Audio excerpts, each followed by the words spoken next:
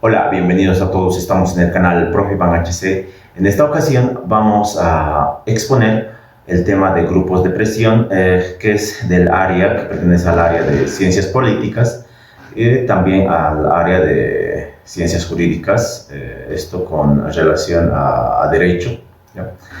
Entonces, si no quieres perderte los videos que se vayan subiendo al canal, solamente tienes que suscribirte y darle me gusta. Entonces, sin cansarles más, empezamos.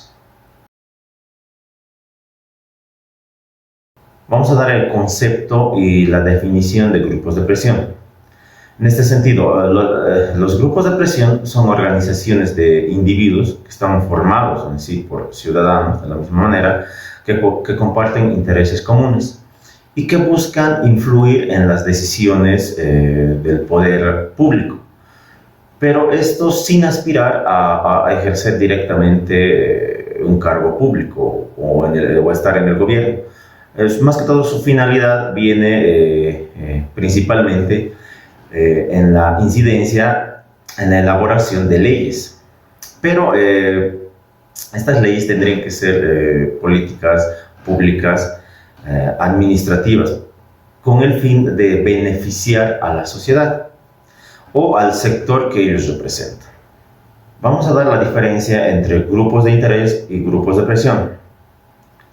Un grupo de interés es aquel cuyos miembros que comparten una actividad, puede ser también una profesión, ¿ya? O un beneficio común. Pero lo que resalta en esto es que no necesariamente intervienen en la política, están aislados de intervenir en la política, en las decisiones políticas. Ahora, ¿cuándo se convierte en grupo de presión? Cuando sus decisiones de este grupo van a influir en la política. Entonces van a actuar activamente para influir en las decisiones que se tomen en el Estado, es decir, en la acción política. Ahora bien, hay otra diferencia entre partidos políticos y grupos de presión. Los partidos políticos buscan conquistar el poder mediante las elecciones, en el sufragio. Esto conforme a un programa general de gobierno, ¿ya? Mientras que los grupos de presión no compiten electoralmente, sino que más que todo ni presentan sus candidatos. Lo único que ellos quieren es influir en las decisiones políticas que se vayan a tomar, tal vez ejerciendo alguna presión para beneficiar a algún grupo mediante algún interés que tengan. Las características de los grupos de presión. Entre sus características principales se encuentra la organización estructurada. Estos grupos de presión están organizados de manera sistemática, ¿ya? Y lo mismo, la permanencia que tienen en el tiempo, ¿no? La defensa de intereses que ellos tienen y son concretos. También el uso de diversos mecanismos para influir, ¿no? Entonces, entre esas características que tienen estos grupos de presión son esas. Pero lo mismo, ¿no? Repitiendo lo que ya se había dicho, no pretenden sustituir al gobierno, sino más que todo incidir en él, o sea, de repente cambiar algunas leyes con beneficio a algún grupo en la sociedad. Continuando con la exposición, hay la clasificación de los grupos de presión. Entre la clasificación de los grupos de presión está lo que es según su interés que representan. Esto se puede clasificar en económicos, ¿no? Cuando estamos hablando de económicos, podemos hablar de empresarios, de sindicatos, ¿no? También está el otro, no de económicos solamente, sino de profesionales. Cuando hablamos de profesionales, nos referimos a colegios médicos o de abogados. También está el interés religioso, ¿no? Cultural, ideológico, o también del medio ambiente. Cada uno, pero de estos grupos actúan en función de los objetivos propios de cada sector, ¿ya?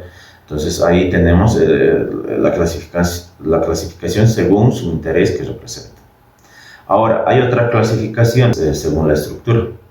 Estos grupos existen formalmente, ¿no? Con reconocimiento legal, obviamente, del gobierno, tienen una estructura estable, son grupos informales, pero el detalle es que surgen espontáneamente ante situaciones concretas, ante situaciones de repente contrarias a las que ellos, a los ideales que siguen. Entonces, pero se debe resaltar que los primeros tienen más permanencia y capacidad orgánica que los segundos. Ahora bien, también tenemos lo que es la dimensión del grupo.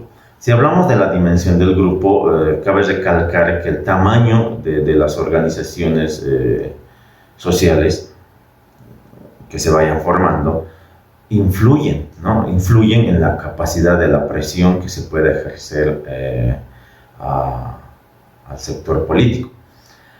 Obviamente que algunos grupos son numerosos y tienen una buena representación, ¿no? Amplios sectores sociales, mientras que otros son pequeños, tienen una minoría, pero no por eso también se los debe menoscabar.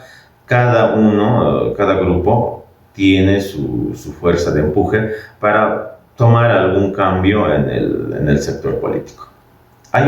Y continuando con los puntos, tenemos la eficiencia de la organización. Cuando hablamos de esta eficiencia, nos referimos directamente a la eficacia, porque esta eficacia depende del grado de la organización que se tenga, del grado de organización interna de los grupos.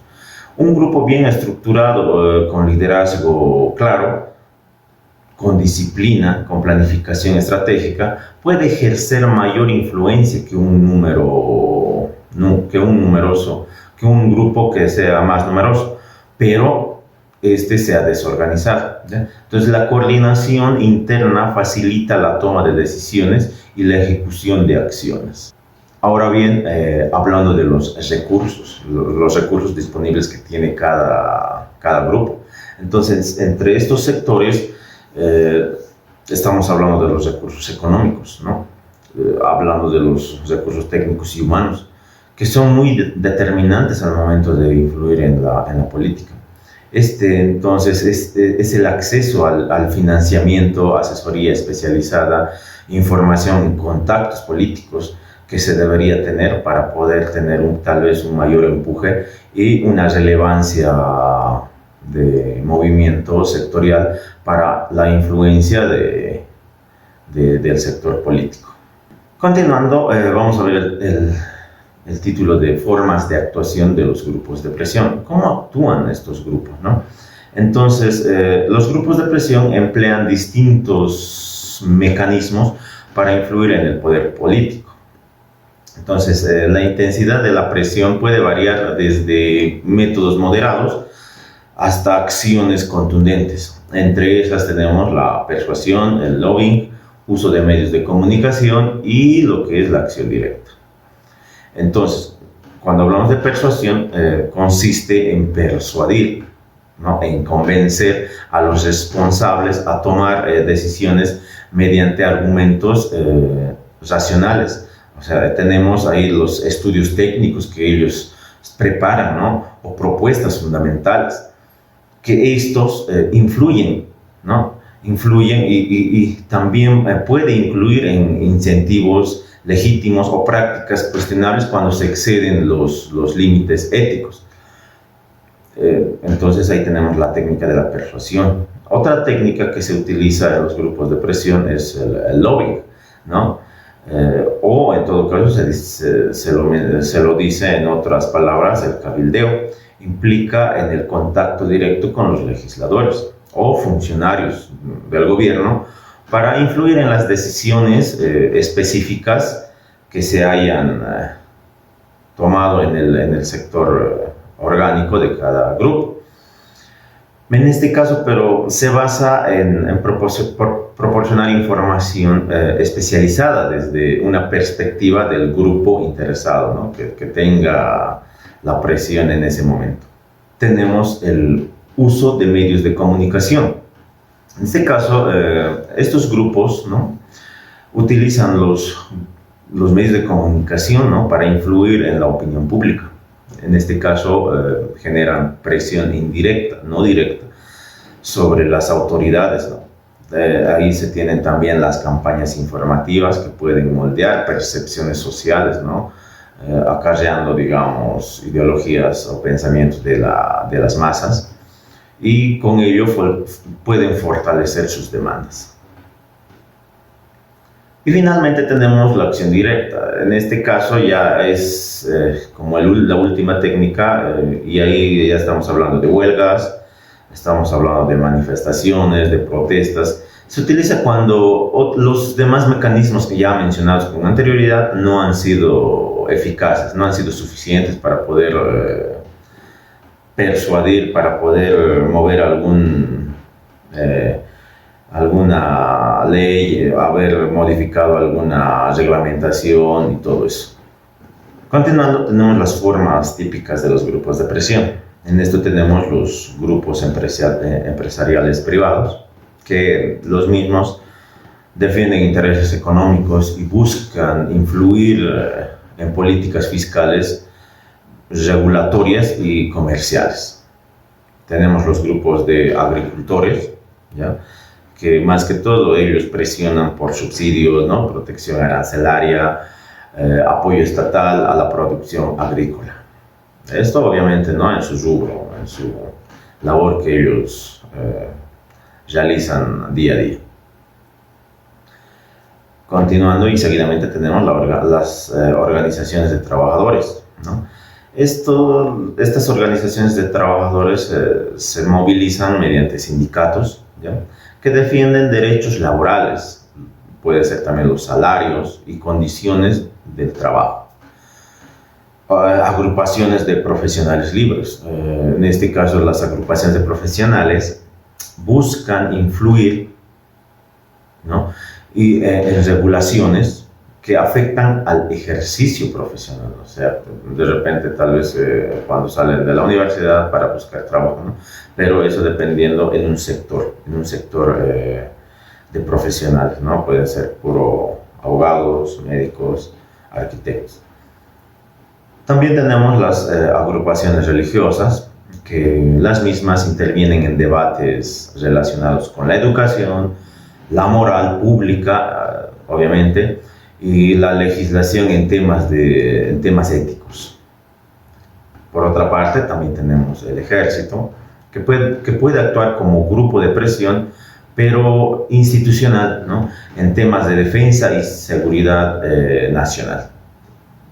También tenemos los medios de comunicación, que no solamente se dedican a informar, sino que también pueden influir directamente en decisiones políticas, ¿no? Esto de repente también con los canales de televisión que se tengan, y mediante la formación, ¿no?, o información de la opinión pública, ¿no?, dependiendo el mensaje que se les vaya brindando en cada espacio informativo. Seguidamente también tenemos la organización de ecologistas, pero más que todo ellos, como son ecologistas, defienden, digamos, los derechos del medio ambiente, influyen en políticas de desarrollo sostenible. Y ya finalizando, también tenemos lo que son las organizaciones defensoras de los derechos humanos, ¿no?, que estas promueven la protección de las libertades fundamentales del ser humano y supervisan el respeto a los derechos humanos por parte de los gobernantes, ¿no?, o de los mandatarios del Estado. Bueno, entonces esa ha sido la exposición, de repente también a grandes rasgos sobre los grupos de presión, ¿no? Espero que les haya sido útil y que les haya gustado, ¿no?, y más que todo que se haya entendido. Entonces, para próximos videos se despide el Prof. Iván.